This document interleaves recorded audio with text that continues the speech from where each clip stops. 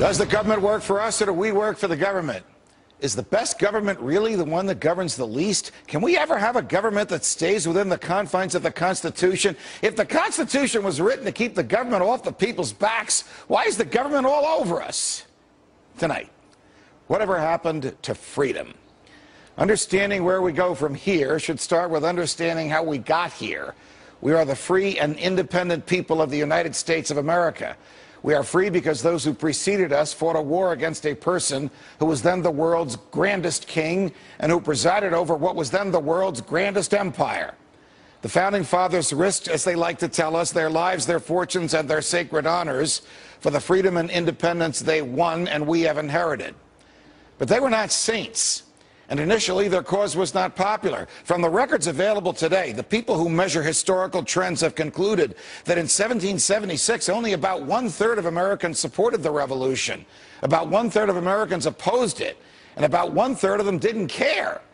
When I first looked at these numbers, I thought, in 1776, this was the grandest fight for the greatest amount of freedom for the most people at any point in history. So who could possibly oppose it? And who in their right mind could not care?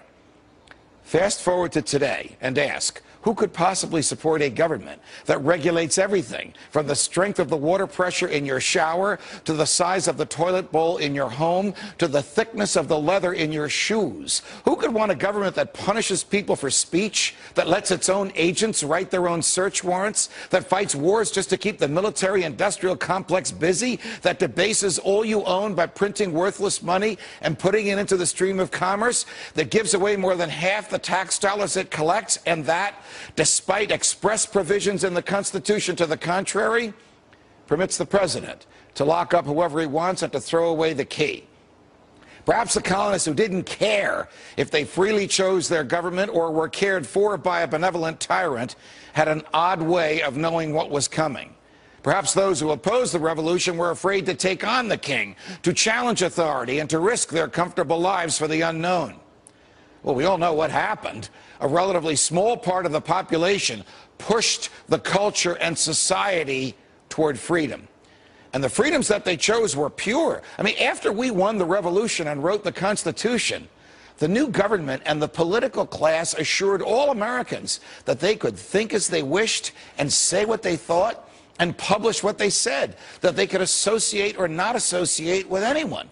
They could worship as they chose or choose not to worship. They could defend themselves with guns even against tyrants. That troops would never enter their homes, that only neutral judges would issue search warrants, and that the government could not take their lives, their freedom, or their property without a trial at which their fault would be proven in front of a neutral jury. All this was guaranteed to the first generation of Americans and to their posterity. That would be us, because much of it had been denied them by the king and the parliament, and because Americans came to believe, even the one-third that were afraid and the one-third that didn't care, that these rights are ours by virtue of our humanity.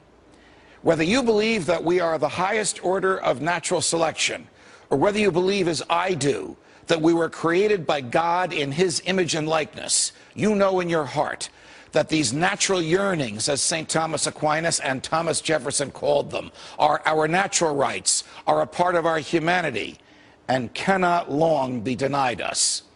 And yet, they have been denied. The same Founding Fathers who wrote that Congress shall make no law abridging the freedom of speech, in fact, enacted the Alien and Sedition Acts, which punished speech that was critical of them, critical of the government. This happened because people were afraid to challenge the tyranny of the majority. America, the greatest losses to our freedom have come not from someone attacking us, but from the government ignoring the Constitution and the majority letting them get away with it. The worst amendments to the Constitution were not those ratified by the states, but rather were amendments by consensus, where all three branches of government agreed to look the other way. When good people do nothing, bad things happen. So what shall we do? We should challenge authority, no matter who is in charge. We should challenge the majority whenever it curtails anybody's freedom. We should side with freedom no matter what the government says. We should vote out of office those who push the government outside the Constitution, no matter what earmarks they just brought home. And we should make the government afraid of us. Afraid of us. Because as Jefferson reminded us, when the people fear the government, there is tyranny. But when the government fears the people, there is liberty. From New York, defending freedom. Everybody's freedom whenever I can. So long, America.